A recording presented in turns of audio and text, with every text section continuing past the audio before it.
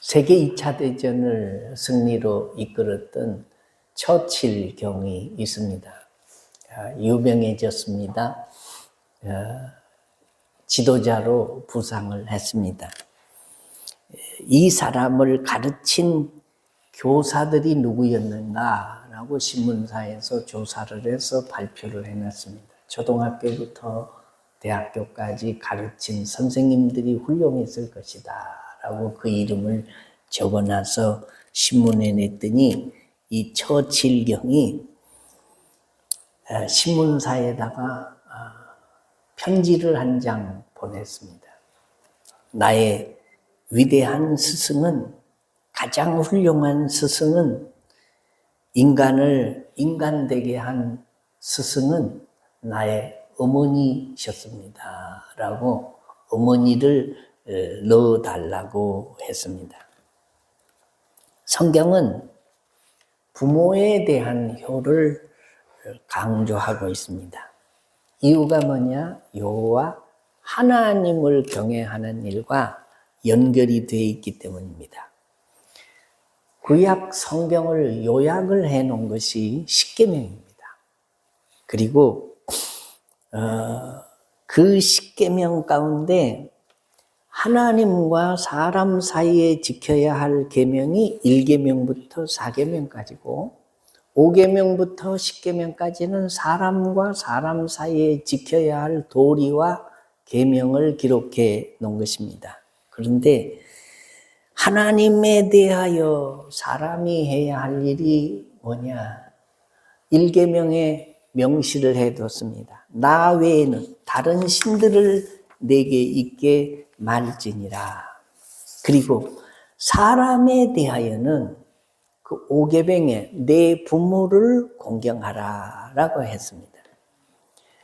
하나님을 섬기는 데는 다른 신을 내 앞에 두지 않고 오직 유일신 하나님만 섬기는 것이 하나님과 관계를 가장 잘 맺는 거고, 사람과 사람 관계를 가장 잘 맺는 것은 그 첫 번째가 부모를 공경하라라는 것입니다.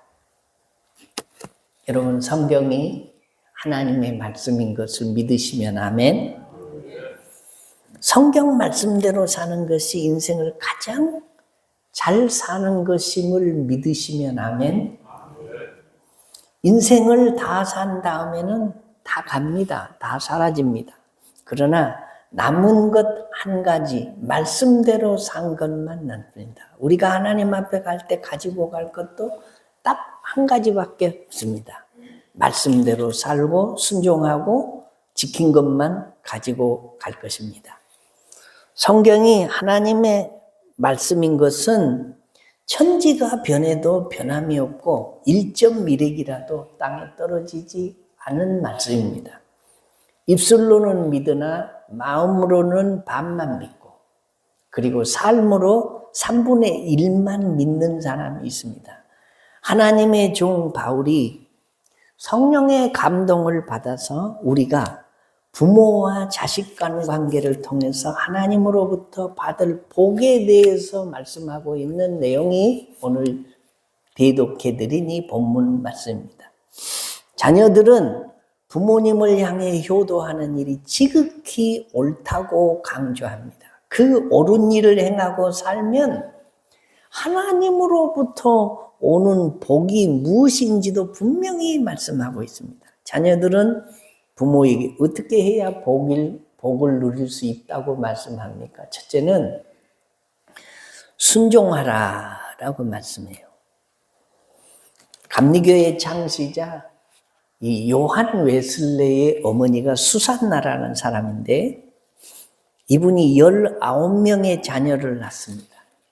요즘 생각하면 돼지 새끼도 아니고 어떻게 19명의 자녀를 낳았을까? 그런데 15번째 아들로 태어난 사람이 이 웨슬레입니다. 이 어머니가 19명의 자녀를 2년마다 하나씩 낳았어도 36년 동안 아기들만 낳다가 일생을 보내지 않았겠습니까? 그런데 그 아이들을 양육하느라고 얼마나 힘들었겠습니까? 그런데 이 수산나 웨슬레의 어머니가 아이들을 훌륭하게 잘 양육을 했습니다. 자녀들을 양육을 할 때에 이 자녀들을 기르면서 모토를 하나 정했는데 순종하는 자녀로 기른다라는 거였습니다. 그리고 3살 전에 순종을 가르치는 것을 목표로 삼았습니다. 3살 전에 순종을 배우면 부모에게도 선생님에게도 하나님께도 순종할 수 있다고 믿었습니다. 부모에게 효를 행하는 자녀로 만들기를 원하면 3살 전에 아이들 순종을 가르쳐야 된다라는 거죠. 지금은 아이들에게 해초리를 들면 아동보호법에 걸려서 벌금을 내야 됩니다. 학교에서 아이들을 어떻게 가르치냐, 아동보호법을 가르칠 때에 만약에 너희들이 가정에 돌아가서 엄마나 아빠가 해초리를 들고 때리면 그때 아빠 아동보호법 위반이야, 나 신고할 거야, 그리고 전화기를 들어. 학교에서 이렇게 가르쳐요. 그러니까 아이들이 아무리 나쁜 짓을 해도 그것이 맞을 짓은 아니다 라고 생각을 하기 때문에 당당하게 나쁜 짓을 행합니다. 불순종을 행합니다. 이게 요즘의 시대다라는 겁니다. 그런데 성경은 말합니다. 잠언 13장 24절에 매를 아끼는 자는 그의 자식을 미워함이라. 자식을 사랑하는 자는 근실히 징계하느니라. 그런데요, 2021년 1월에 우리 민법 91조에 보면 이런 조항이 있습니다. 친권자는 그 자를 보호 또는 교양하기 위하여 필요한 징계를 할 수 있고 라고 되어 있는데, 필요한 징계를 할 수 있고, 그리고 3년 전에 어떻게 바뀌었냐, 이 조항이 삭제됐습니다. 필요한 징계를 할 수 있다는 조항을 삭제시켰습니다. 아무리 아이가 잘못해도 해초리를 들어서 징계를 하거나 때리거나 또 말로 이 상처를 주면 안 된다라는 것입니다. 세상의 법과 성경 말씀이 이게 배치되는 시대에 우리는 삽니다. 그래서 성경 말씀대로 아이들에게 해초리를 들어야 되느냐, 아니면 세상 법대로 절대로 해초리를 들어서 때리면 안 되느냐, 이 갈등을 우리가 하고 사는 시대입니다. 예를 하나 더 들면 이렇습니다. 동성애를 허용하는 나라가 많고, 우리나라도 이게 동성애자들이 동성애 축제를 한답시고 뭐 광장을 빌려달라, 빌려주면 안 된다 논란거리가 많습니다. 그리고 동성애 축제를 하면서 여론들을 자꾸 동성애를 합법화해야 한다고 이끌어 갑니다. 매스컴에서도 그렇게 떠듭니다. 근데 동성애가 뭡니까? 사전을 찾아보면 그렇게 돼 있어요. 동성애는 생물학적 또는 사회적으로 같은 성별을 지닌 사람들 간의 감정적, 성적 끌림 혹은 성적 행위를 동성애라고 한다라고 돼 있습니다. 일반적으로는 남성 동성애자들을 게이라고 하고 여성 동성애자를 레즈비언이라고 합니다. 그런데 성경은 단호합니다. 구약 성경에서는 이런 자들을 레위기 18장 22절에 너는 여자와 교합함 같이 남자와 교합하지 말라. 이는 가증한 일이니라. 가증한 일이 그 일이다라는 거죠. 그리고 그 다음에 이런 행위를 하는 자들을 구약 성경에서는 죽이라고까지 합니다. 무섭습니다. 문제는 이게 성문법으로 있는 세상법을 어기면 당장 처벌을 받지만, 벌금을 내거나 뭐 거기에 대한 처벌을 받지만은 하나님의 말씀을 어긴다고 해서 당장 처벌을 받거나 또 불이익이 주어지는 것이 아닙니다. 그래서 사람들이 세상법을 우선합니다. 동성애가 합헌이 되어가지고 남자가 남자끼리 결혼하고 여자가 여자끼리 혼인 신고를 하는 시대가 오면 외국에서는 그런 예가 많습니다. 많이 동성애끼리 이게 혼인신고를 할 수 있도록 돼 있는 나라가 상당수가 있습니다. 그렇게 되면 갔다 가면 남자 며느리가 내 집에 들어올 수도 있고요. 여자 사이가 들어올 수도 있습니다. 세상이 이렇게 돼 가는데 성경은 이런 것들에 대해서 아주 철저하게 금하고 있고, 이런 일은 가증한 일이고 이런 일을 행하는 사람들은 죽이라고까지 한다라는 것입니다. 무슨 얘기를 하려고 그러냐? 어쨌든 부모를 향한 순종이 무시되는 세상에서 우리는 살고 있습니다. 자녀가 부모의 말에 순종하는 것이 아니라 도리어 부모가 자녀의 말에 순종해야 하는 시대입니다. 자녀의 말이라면 잘못될까 봐서 부모들이 벌벌 떱니다. 그러나 불순종을 방치하면 이게 자녀가 망하는 길로 가는 것을 방치하는 것과 같음을 우리가 알아야 합니다. 순종하는 것이 성공의 지름길입니다. 순종은 미덕이 아니라 이것이 생명의 본질이라는 겁니다. 우리 몸에 이 뇌에서 손, 발 모든 장기에 명령을 내립니다. 그런데 이 손이나 발이 뇌의 명령을 불순종해요. 순종을 하지 않아요. 뇌의 지시에 이게 심장이 순종을 안 하면 이게 계속해서 뛰라고 명령을 하는데 이게 멈추면 죽는 거예요. 뇌에서는 손발이 정상적으로 움직이라고 하는데 이게 안 움직이는 거예요, 손발이. 이게 중풍이요. 순종이 우리 몸에서 일어나지 않고 불순종이 계속되면요, 이게 병드는 거예요. 이게 장애인 되는 겁니다. 우리 몸은 뇌의 명령에 따라서 그대로 다 움직여야 되는데 어느 한 곳이 불순종을 하게 되면 그때부터 우리의 몸에 이게 문제가 생겨나는 것입니다. 오늘 성경 말씀, 오늘 1절에 이렇게 말해요. 같이 읽어보겠습니다. 시작. 자녀들아, 주 안에서 너희 부모에게 순종하라. 이것이 옳으니라. 여기 순종하라는 원어는 휘파쿠에테라는 말인데 귀를 기울여서 청취하고 따르라, 그런 말이에요. 자녀들이 항상 부모 아래에서 선택적으로 필요한 말만 듣는 것이 아니라 모든 말을 잘 기울여 듣고 따르는 행위를 가르칩니다.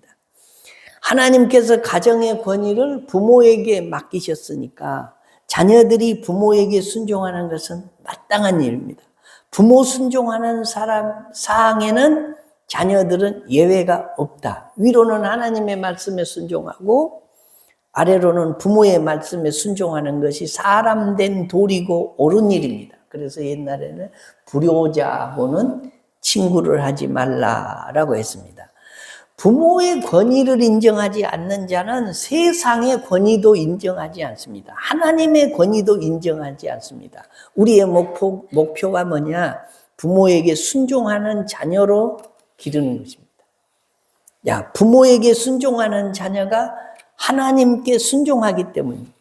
사랑하는 성도 여러분, 저는 우리 신원교회 모든 성도들의 가정의 자녀들이 부모님께 순종하는 자녀들 되시기를 주의 이름으로 축원합니다. 두 번째로는 공경하라. 오늘 성경이 말씀하죠. 자녀들아, 너희 부모에게 순종하라. 이것이 옳으니라 라고 말씀하고, 그 다음에 부모를 공경하라 라고 하죠.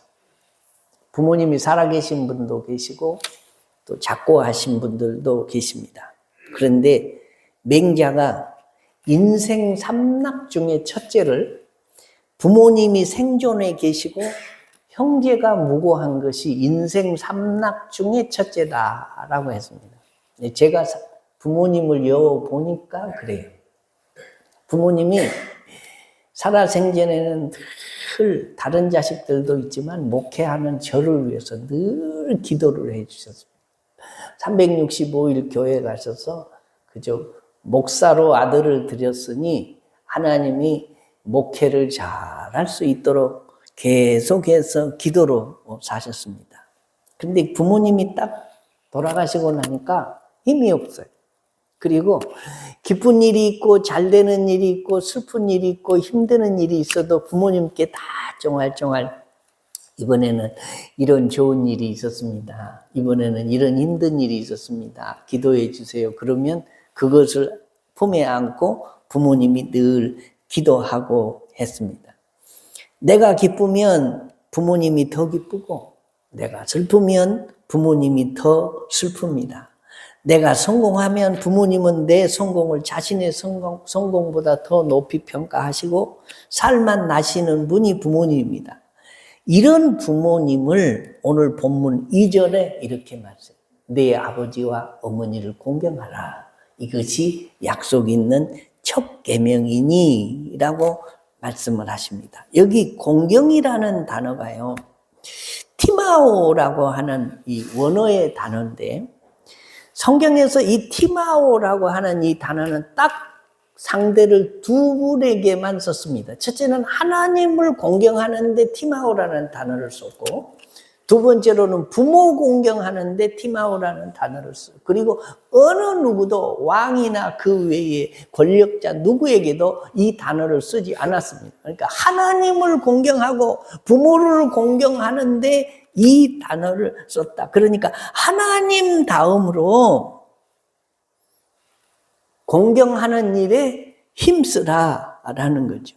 부모는 공격의 대상이 아니고 공경의 대상입니다. 자녀는 마땅히 부모를 공경해야 됩니다. 이것이 하나님의 성품과 맞습니다. 부모에 대한 자녀의 공경은 시대를 뛰어넘어도 변경되거나 폐지될 수 없는 덕목입니다. 그러므로 신앙생활을 핑계로 우리가 부모에 대한 공경을 게을리해서는 안 됩니다.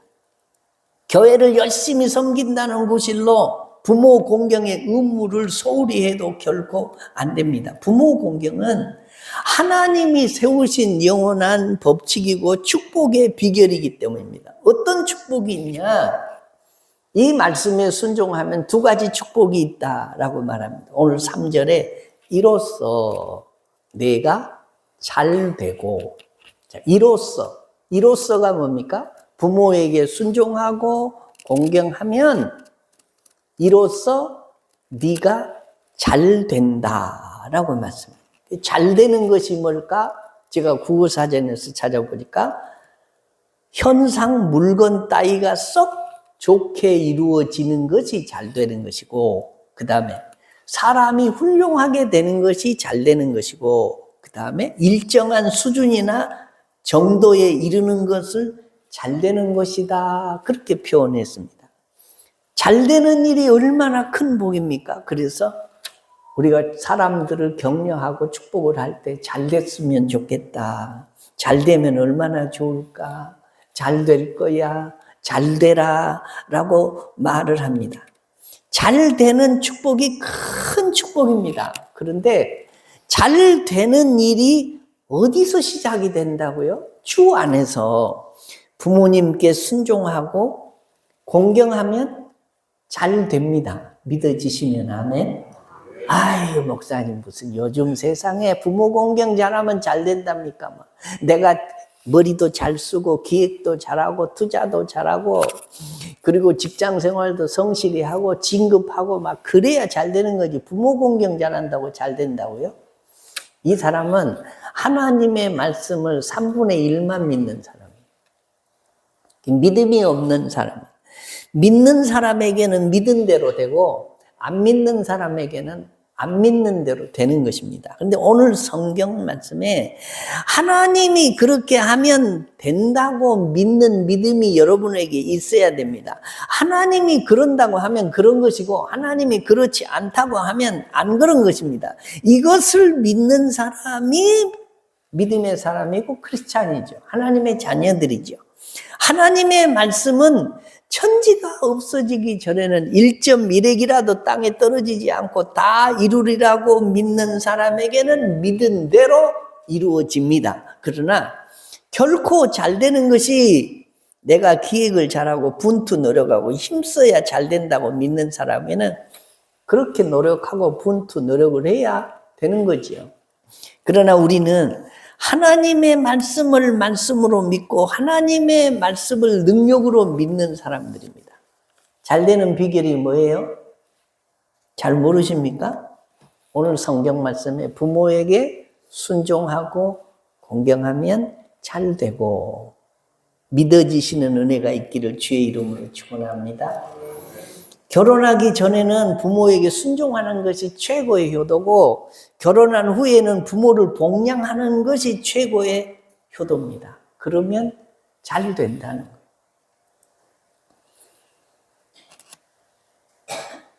순종하고 공경하면 잘 될 줄로 믿으시면 아멘. 아니, 설교는 듣고 계십니까, 국민 여러분?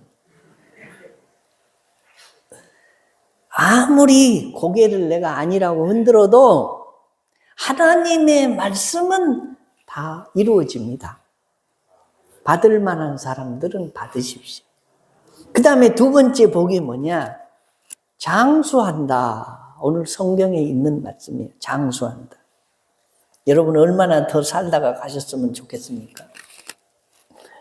한국 사람들의 평균 수명이 83.3세입니다. 남성은 80.3세고 여성은 86.3세입니다. 그러니까 평균 수명으로 내면 83.3세입니다. 여자들이 남자들보다 6년이나 더 살더라고요.